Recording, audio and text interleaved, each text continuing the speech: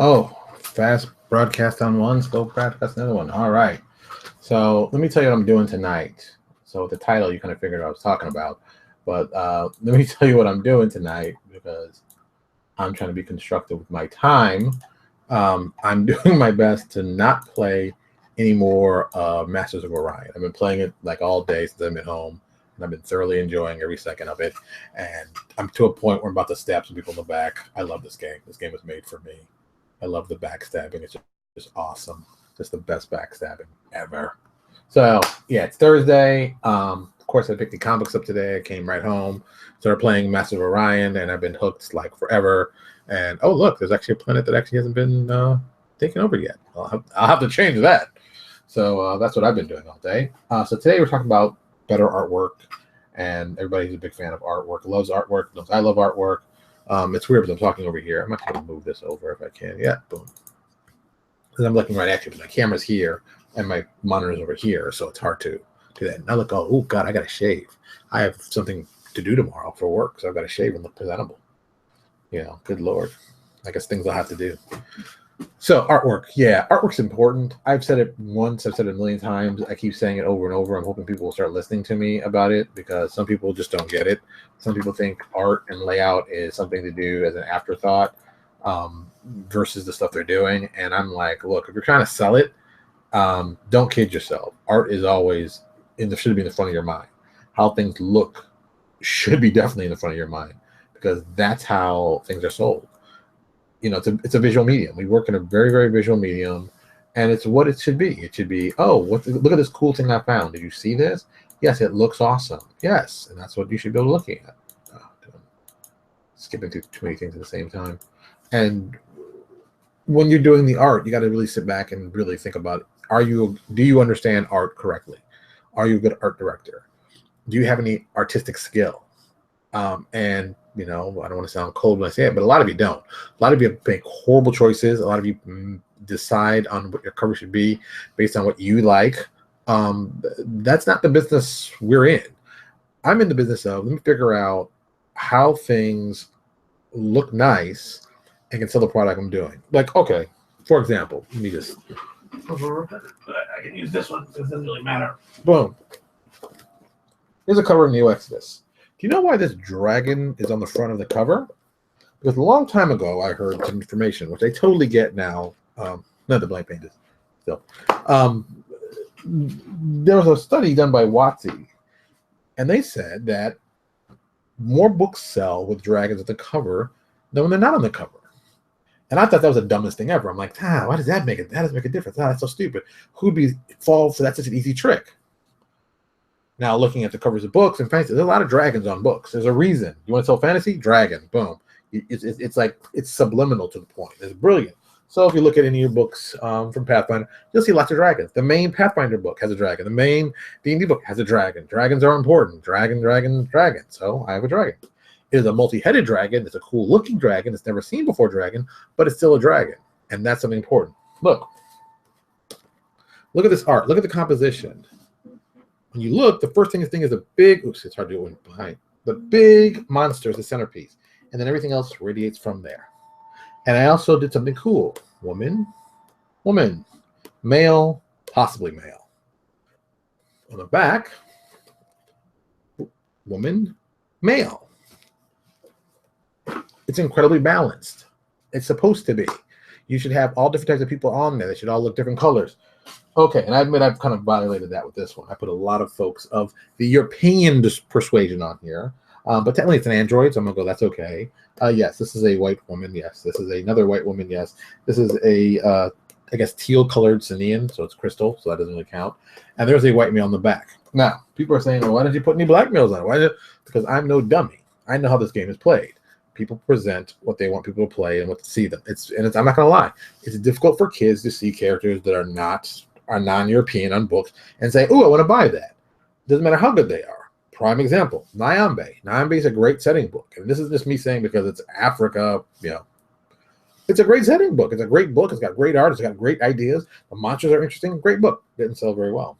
But people said, I can't identify with those guys on the front. And that being said, to me, drives me crazy because I'm like, well, I see tons of these books that I don't see a lot of guys that look like me that still I identify with them because I identify with the character. And, these are things that happen in the development of stuff, of the products we make. So this is why art's important. This is why better artwork will sell, because it touches people on an emotional level. Good artwork will do that. Bad artwork will do that too. I mean, if it's bad, but you want to get the best artwork possible. So this is something you need to do. You need to find a way to expand your budget. Look, I know you don't want to pay for art. Trust me. No one doesn't want to pay for art as much as me. I'm the cheapest guy around, but I understand what art is. I understand what art does. So I understand those things. I will do everything I can to make sure that people see the art. And when people see the art, they're like, wow, this is amazing art. I love it. It's just amazing. Just awesome, awesome stuff. And that's what I try to portray and put out there. I think more people need to focus on that kind of stuff and do those kind of things. Because in the long run, it just helps you out. It's a win-win. It's a total win-win. Oh, so many things. I got so many things going on right now. I'm trying to focus on this, do that. This is why it's so crazy. It's so crazy. I live a crazy hot life. And literally, it's very hot in my room today. Oh, so sorry. It was cold the other day. I got a phone over here. Oh my God, I had notes everywhere. So yes, do everything you can to get the best artwork you can. And if you can't afford the best artwork, well, then you find a way to do it. Find a way to make it profitable. Find a way to get the artwork. The artwork is important. I'll tell you about a guy who used to work for me. Geez, I forgot his name. His name just went out of my head. Here's what happens. We don't work together because financial situation. Well, I guess on my part. I guess you can call it my part. Yeah. Yammer Ors. I will put his link up here because I believe he is an awesome artist, and I think that people cannot get enough seeing his cool artwork. I observed that. Oh, this is from Steve. I observed that this thing gotten better sales, releases with skulls and women on the covers. Yeah. Don't you think continue to promote stereotypes? Oh my God, you're trying to say that's a stereotype? Hey, let me break it to you. Stereotypes happen because things are real and people have made them into things that are real. Now, the stereotypes were wrong? Of course not. But look, I'm about selling product. If you want to do something else, that's great. But if you want to sell product, you've got to give what your customers want. You can stand on your soapbox and try to do it all you want, and I get that. There's nothing wrong with that. But understand what you're doing. Just understand what you're doing, and then you go, why am I not getting these sales? Why am I not getting stuff like this? Why? These are the reasons. And it's hard to say it like that. Look, I put out a game called Haven City of Violence. It was an urban crime game. It was an awesome game. It played well. It was interesting. People loved it. That was very cool. No one picked it up. The second I slapped D20 Modern on it, then it became this great thing that people have always been waiting for. And same game, same idea, same concepts, different rule set. Was D20 better than mine? Of course not. It was that D20. We had the best martial arts systems ever in this thing that you could do a fight punch by punch, by block, and play it out like that and make it exciting. There's nothing like that in D20 Modern. But did people buy my thing over D20 Modern? No, they didn't. When you're a publisher and you're in for the business, you have to take your own personal feelings out of this because this is a business. This has only one goal and one goal only. That's to generate money for yourself, that you can do other things with it so you can help other people. You can get them paid, they can eat. And then maybe if you're really lucky and God's looking very favorable on you, you can transfer to a full-time thing where you don't have to go to a horrible job where you want to choke your boss on a daily basis. How much is that worth to you? A lot. And some people are saying, well, aren't you pandering to people? Yes, I'm trying every trick in the book that I need to get for people to give me 2 seconds ago. Oh, what's this? Because that's the name of the game. That's what art does. Art gives people to reach over, pick it up, and look through it. Do you know how difficult it is to get someone to reach over to grab something to look at it, to see if they're interested, and then to go, oh, this is kind of interesting. Oh, okay, I think I'll buy it. There's a lot of science going on there. And from a marketing perspective, that's where I live. It's incredibly difficult to do that. It's not easy because there's tons of people putting out products. There's tons of people just shoving product out there. It doesn't look good, and they just hope that people are buying it. But you actually want to make people make a conscious decision to pick you over someone else. There's actually a lot of work going on with that, and I think people should get more involved in that, understand that more. Is that the book? Where is it? Yeah, perfect timing, perfect segue. Oh, I gotta put this book in. Woo, pants falling down. Paco Underhill, Why We Buy, The Science of Shopping. Look at that. Look at that. It's in my bookshelf. Why isn't this in your bookshelf? Why aren't you reading this? Why aren't you getting this knowledge? Am I the only guy? Smell that knowledge. Am I the only guy trying to give you some good knowledge? I'm giving this good. Let me see if I can find this really quick. I'm going to see if I can put the book link in here. It's going to save me some time later so I don't have to worry about, Why We Buy. Let's see. Let's see if we can get this link to Amazon. Bam. Look at that. Amazon. First thing. Amazing. Boom. This is a book you all need to pick up right here. Oh, that's easy. Okay.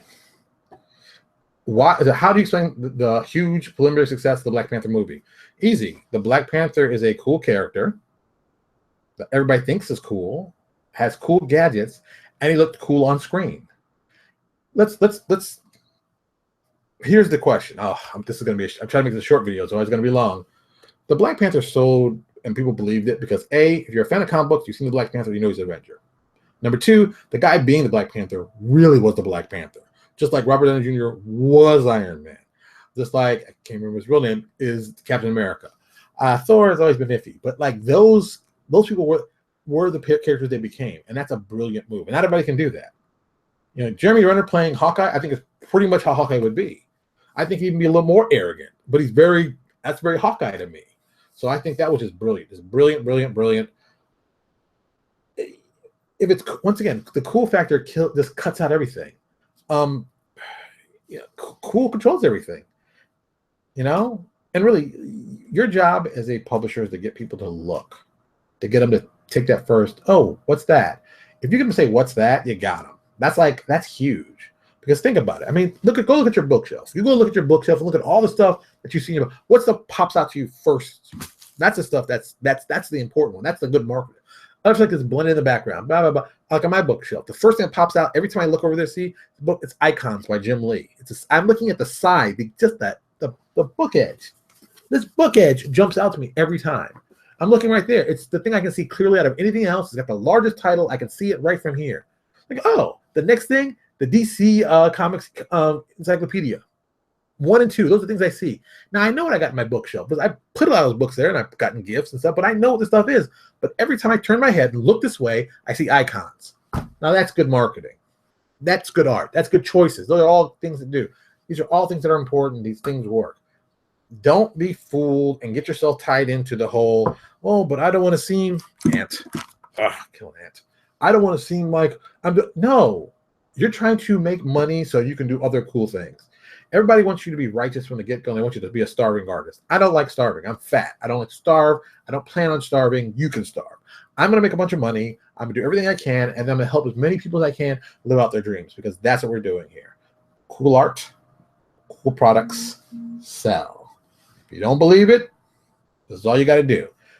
See a nice book with a beautiful cover.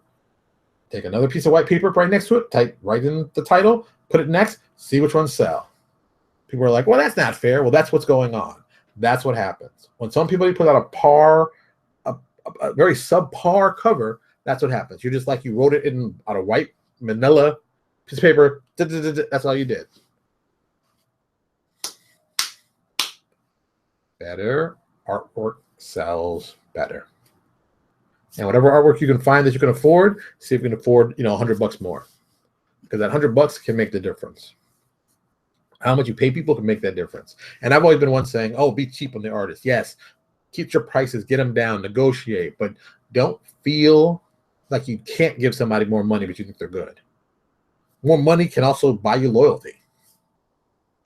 Also paying on time does that too. See, paying on time, loyalty. So there you go. All right. And first and foremost, the Black Panther in the Avengers movie, I wasn't sure if he was going to be any good. I was really terrified, and they pulled it off amazingly well. I think the costume was one of the best costumes out of there. I like Spider-Man's costume, but not as much like the Black Panther's. And I found out later that they digitally painted every frame of the costume in the movie. Didn't know that. That's probably why the costume looks so amazing, because they spent some wicked time doing that. Just a little fact. I love this stuff. All right, it's 9:16. I've got some stuff to do, like fix Lucas's lunch, get myself ready, take the garbage out, and play some more Masters of Orion. But that's my plans for tonight. want to thank everybody for coming by. Monday, of course, we'll be back for some more exciting things. I'm trying to see if I can get Jason Bullman to come on the show and talk about some fun stuff going on in Pathfinder, also with his Patreon, because I think it's very, very cool. If you haven't checked it out, you should check out his Patreon. I find it enjoyable, but I'm that kind of guy because I'm awesome. Did you see how cocky I was right there? Awesome. All right, everybody. You'll have a good weekend, and I'll talk to you all. Oh, wait a minute. Before I say talk to you all later, I got to set this up because this is different than most nights. But my screens are all messed up. All right, namaste. I will talk to you all later.